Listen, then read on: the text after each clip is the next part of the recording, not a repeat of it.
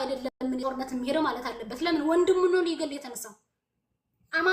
አማራ ክልል ያለው ክርስቲያን ሰሜን ላይ ትግራይ ያለው ላይ ክርስቲያን እኮ ነው ሊገል እየተነሳ ያለው። ትግራይ ላይ ያለው ክርስቲያን ኦሮሞ ላይ ያለው ኦሮሞ ያለው ክርስቲያን ደግሞ ለዚህኛው እኮ ሊገል ሲጀምር አብዛኛው እየሞተ ያለው ክርስቲያኑ ነው። ታዲያ እንደው ምን ልትናው አንተ? አልገባኝ ነገር ቢኖር አሁን እሱ ነው የተናገርኩት እኮ በጣም እውነት ከ100% እውነት እኮ ነው ቪዲዮ ላይ የተናገርኩት። ስለዚህ ጦርነት ገቡ ስትባል ወንቢ በሉ ነው ያልኩ ያለሁት።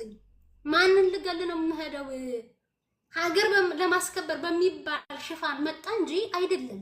ሀገርን ያስከበሩስ አባቶቻችሁ እናቶቻችሁን አስቡ። ወደፊት ወደ ኋላ አስቡ። በፊት የነበሩትን ማለት ነው አስቧቸው። እነሱ ናቸው አይደል ፋሽስት መጣ